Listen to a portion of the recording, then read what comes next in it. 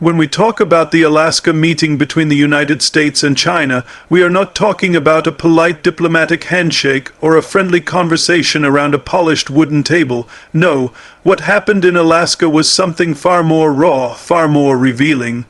It was the moment when the world saw the mask of diplomacy slip, and underneath it, there was confrontation, tension, and the undeniable truth that the balance of global power is shifting.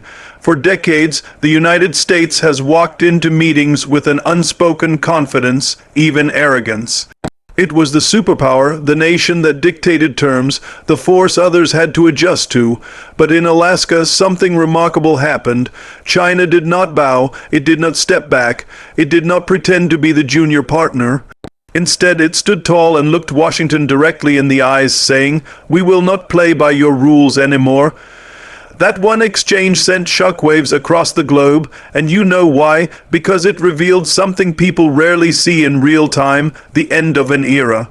America was not used to being challenged on its own soil, in its own language, under the gaze of cameras broadcasting to the entire planet. The clash in Alaska was not about the specific policies or the exact words exchanged. It was about symbolism. It was about one empire being forced to confront that it no longer has unquestioned dominance, and another rising power making it clear that it will not stay in the shadows. Now let's step back and reflect on why this moment was so important. The world is not only shaped by wars or treaties, it is shaped by perception. What people believe about a nation often becomes reality. If they believe America is untouchable, they act accordingly. If they believe China is unstoppable, they adjust their strategies. But after Alaska, the perception shifted. For the first time in decades, the global community witnessed America being put on the defensive. That single psychological shift is more powerful than tanks or missiles because it changes the way leaders think, the way alliances are formed, and the way nations calculate risk. And here's the deeper truth. Confrontation like this is not just about politics, it's about human psychology. We respect strength.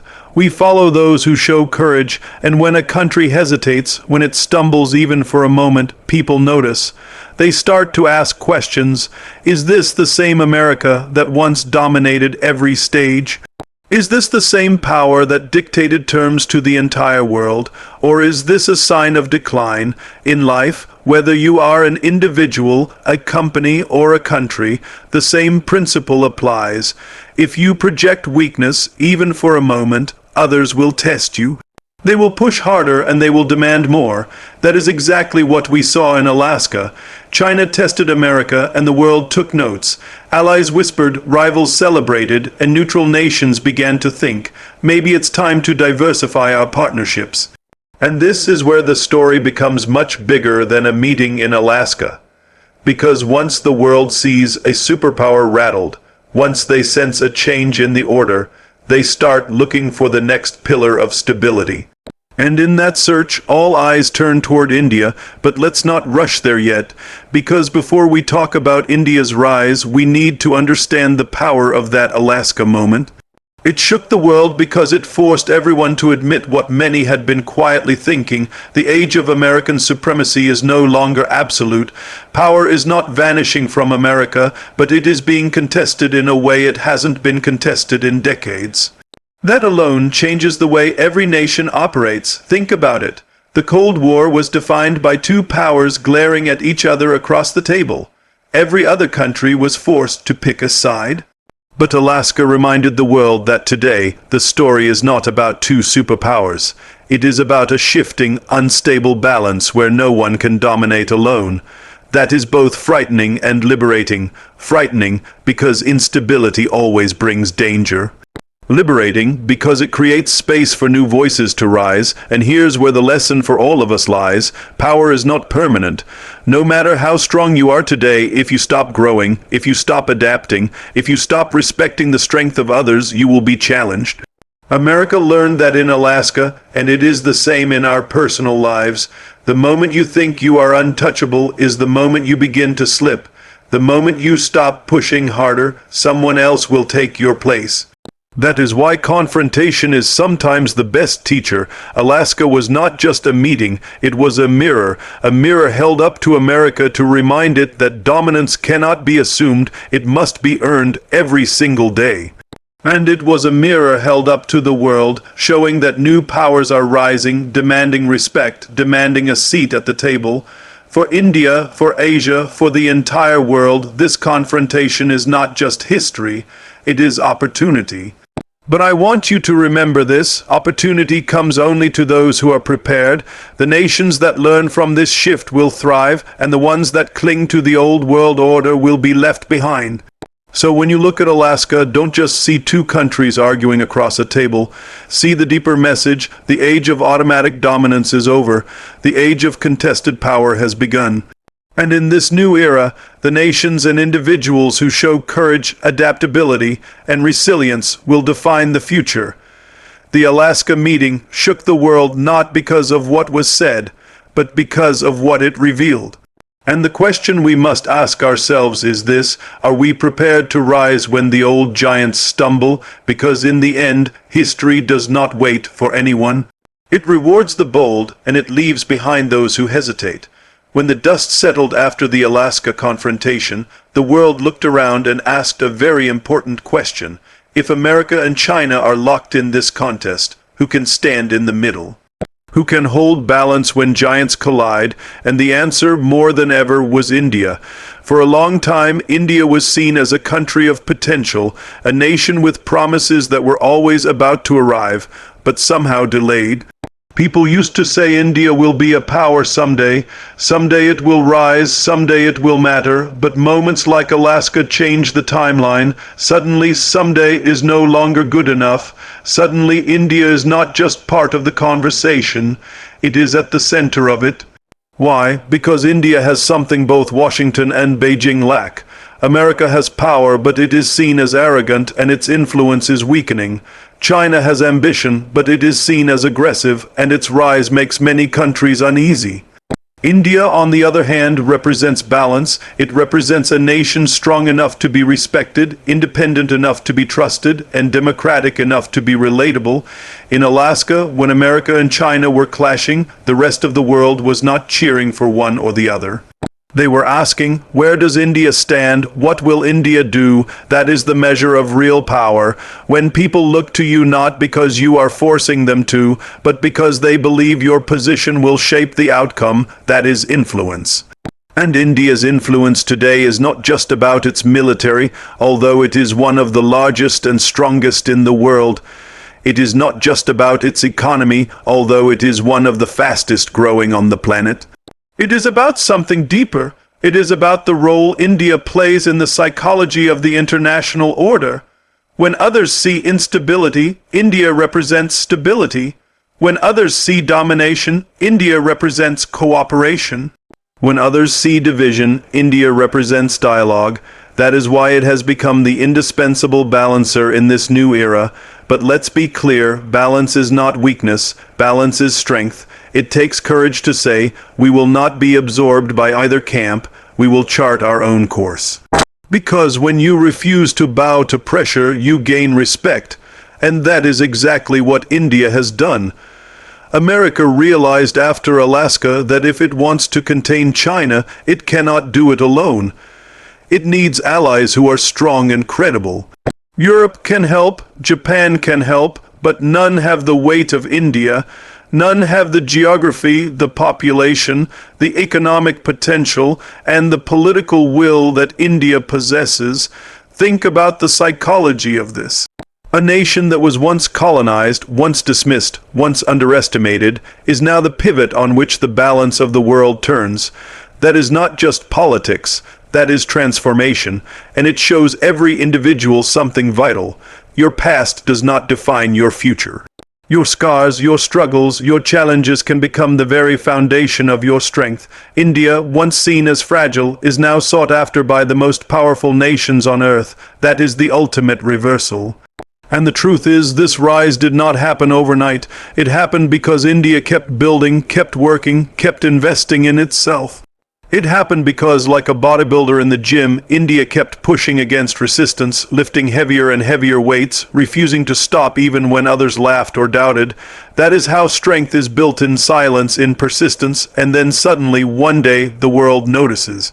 This is the philosophy every nation and every individual can learn from. If you wait for the perfect moment, it will never come. If you wait for others to give you permission, you will wait forever. But if you commit to your path, if you keep growing, then the day will arrive when the world has no choice but to recognize your power. India is living proof of this. After Alaska, America saw clearly, if it wants to remain relevant in Asia, it must strengthen its partnership with India. Not because it wants to, but because it has to, and that is the highest form of leverage. When the strongest country in the world adjusts its strategy to include you, it means you have crossed the line from optional to essential. But here is where the lesson deepens. Power is not just about others needing you, it's about you knowing your own worth. India today does not act desperate for validation. It is not begging for alliances or approval. It is choosing partnerships from a position of strength. That is why its voice carries more weight, because the world respects those who respect themselves first. This is where the balance lies. India has the rare ability to walk with America while not alienating Russia, to trade with the West while still engaging with the East, to build its military while still advocating peace. That is balance. And in a world shaking with instability, balance becomes priceless. Now think about what that means for you. In your own life, how many times are you caught between pressures, between competing forces trying to pull you one way or another? Too often, people make the mistake of surrendering, choosing a side just to feel safe. But the true strength, the true influence, comes when you hold your ground, when you stand firm and say, I will not be defined by your conflict. I will define myself on my own terms. That is exactly what India is doing right now, and the world is respecting it for that courage. So when we say the Alaska meeting boosted India's power, what we really mean is that it revealed to the world what was already happening. India was no longer the country of someday. It was the nation of today, the nation that balances giants, the nation that can tip the scales, the nation that has earned its seat at the table. And just like Alaska shook America, it awakened India to its own strength. Because sometimes you don't realize how strong you are until the world begins to lean on you. After Alaska, the world was forced to reevaluate America and China. But the more interesting story, the one that history books will remember, is how India responded. Because while Washington and Beijing were clashing with words, India wasn't rattled, it wasn't scrambling. It stood tall, calm, and confident, and that confidence became louder than any speech delivered in Alaska. For decades, India's position on the world stage was cautious, almost apologetic. There was a time when New Delhi hesitated, when its voice was softer, when its choices were influenced by the shadows of stronger powers. But something has shifted. Today, India projects itself with a confidence that is undeniable. It doesn't ask permission, it doesn't look for validation. It simply speaks and the world listens, and that is not arrogance, it is earned strength. Confidence, whether in an individual or in a nation, comes from years of preparation, discipline, and sacrifice. You can't fake it. You can't put on a mask and pretend, because sooner or later, people will see through it. True confidence comes when you have built something solid inside yourself, when you know that even if the world tests you, you will not break. That's what India has achieved. It has built resilience through struggle. It has built strength through adversity, it has built credibility through independence, and now in the face of great power rivalry, it is fearless. Look at the way India handles diplomacy today. It strengthens ties with the United States when it serves its interests. It keeps a strong relationship with Russia, even when others question it. It engages with Asia, with Africa, with Europe, without bending to the pressures of one side or another. That is not indecision, that is courage. Because it is always easier to be someone's follower, it is harder to walk your own path, but that is where true respect comes from. When a country or a person refuses to be cornered, refuses to be labeled, it commands admiration. And that's why India today is being treated differently, not as a silent observer of global events, but as a shaper of them. The Alaska clash was a reminder to the world that America can no longer dictate everything. But India's confidence was a reminder that new voices will not wait for permission to be heard. Think about this for a moment. Power is not only about force, it's about presence. When India speaks on global platforms now, it is not delivering defensive statements, it is delivering bold visions. When it negotiates trade, it does so from strength. When it talks about its security, it makes it clear that it will not compromise its sovereignty. That clarity, that assertiveness, is exactly what makes nations pay attention. And here's the psychological lesson buried in this story. Confidence is magnetic. When you believe in your worth, others begin to believe in it too. When you walk into the room knowing you deserve a seat at the table, people make space for you. That is as true for a nation as it is for an individual. India today is no longer asking to be included. It is setting the terms of its inclusion. It is saying, we are here, we are ready, we will not be pressured, we will not be ignored. And that kind of fearless posture has shifted its global reputation. The world does not just see India as a country with potential anymore. It sees India as a country that already matters right now, today. And this is where we must draw a deeper connection to life itself. Too many people live waiting for the perfect time, waiting for approval, waiting for someone else to give them permission to step forward. But just like India, the turning point comes when you stop waiting, when you decide, I will act on my own terms, I will show the world who I am without fear, without apology. India's confidence is not about ignoring risks. It knows the dangers of standing between superpowers. It knows the price of being independent in a polarized world. But it also knows that the bigger risk is to remain silent, to remain dependent, to let others define your role. That is the same truth we must all live by. Silence in the face of opportunity is more dangerous than the risk of failure. When you think of India today, think of the courage it takes to hold that position. To stand with America, but not as a servant, to stand with Russia, but not as a puppet, to engage with China, but not as a victim. That balance requires extraordinary inner strength, and it is exactly that strength that inspires the rest of the world. This is why the Alaska moment boosted India's power so much. Not because India was in the room, it wasn't, but because the entire world noticed what was missing. And what was missing was the confident, independent voice of India. That absence was so loud, it proved just how important India has become.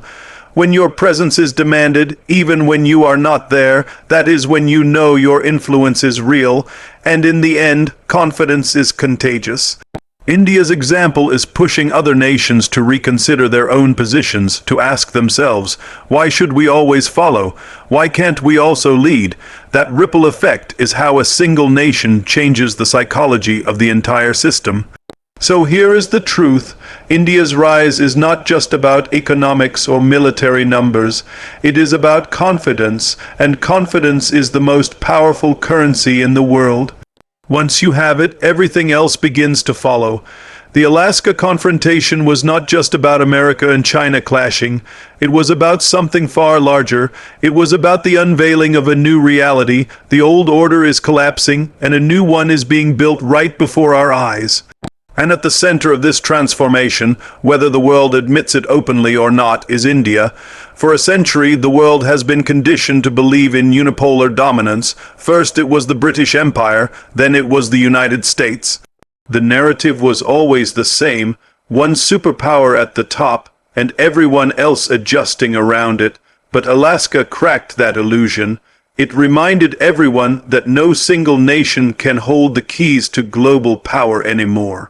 The future will not belong to one, it will belong to many, and in that multipolar balance, India is no longer a guest, it is a gatekeeper. Think about what that means. When two giants collide, the instinct of smaller nations is usually to hide, to pick sides, to survive in the shadows. But India has chosen a different path. It does not hide. It does not rush into someone else's camp for protection. Instead, it asserts its place as a decisive force, a nation whose choices determine the balance between rivals. That is power of a different kind. The power to shape outcomes without firing a shot. The power to define tomorrow by the choices you make today. And this is where philosophy meets politics. True power is not measured only in weapons or wealth. True power is measured in influence. It is measured in how many people look toward you when they are uncertain. It is measured in how your presence changes the behavior of others, how your decisions alter the course of events. That is the role India is beginning to play. Look at the global stage right now. America is desperate to rebuild alliances to contain China. China is desperate to expand its influence and bypass the West. Russia wants to remain relevant in the face of sanctions and isolation. Europe is searching for autonomy, for a voice that is not always American, and in all of this noise, one thing becomes clear: none of them can move forward without considering India. That is the definition of indispensability, and here is the deeper lesson. The key to the future does not always lie with those who shout the loudest, but with those who hold the quiet leverage. India does not need to dominate headlines every day to matter. Its presence is embedded in the calculations of every major power, and that subtle, quiet leverage is sometimes stronger than open confrontation. But let us not mistake subtlety for passivity. India is not sitting idle while the world changes. It is actively shaping corridors of trade, building security frameworks, pushing technological revolutions, and expanding its influence across Asia, Africa, and beyond. It is building alliances not based on dependency, but on mutual respect. That is the sign of a nation that understands its worth, and this is what separates India today from the India of the past. Once India was seen as a participant in world affairs, relevant but not decisive. Today, it is seen as a force that can tip the scales. That transformation is not just geopolitical, it is psychological. The world has begun to internalize the idea that the 21st century cannot be defined without India. That realization is what Alaska accelerated. Now I want to draw a personal connection here. In life, every one of us faces moments when the old order around us collapses. The systems we relied on, the people we trusted, the routines we thought were permanent, they break apart. In those moments, we have a choice. We can cling to the past and hope it returns, or we can step into the vacuum and claim our place in the future. That is exactly what India is doing right now. It is not waiting for someone else to define the world order. It is writing its own role in it, and here is where the motivation lies. Opportunity is never given, it is taken. The old powers will not hand India the keys. The world will not politely invite India to lead. No one will invite you either in your own life. You must step forward. You must claim your place. You must decide that you are worthy to hold the keys to your own future. This is the ultimate lesson of the Alaska moment. America and China may have shaken the world with their confrontation, but the real winner was the nation that didn't even sit at that table, the one that the world realized could no longer be ignored. India's rise is not about force, it is about presence, it is about timing, it is about courage to stand in the middle of chaos and say, we will define the future on our own terms, and that is why India now holds the keys. Because the future will not be dictated by one superpower anymore, it will be shaped by those who can balance, who can build, who can inspire, and India is showing the world that it has the vision, the discipline, and the resilience to be that nation. So, when you look at the Alaska confrontation, don't see it as just another clash of diplomats. See it as the symbolic crack in the old system, the moment when the door to a new world order swung open. And recognize that India was the one positioned to walk through that door, holding not just its own destiny, but a large piece of the world's stability in its hands. Fire closing statement. The truth is simple. The old world order is breaking and the keys to the new one are being claimed right now. India has seized its moment. The question is, when your own moment arrives, will you have the courage to seize yours?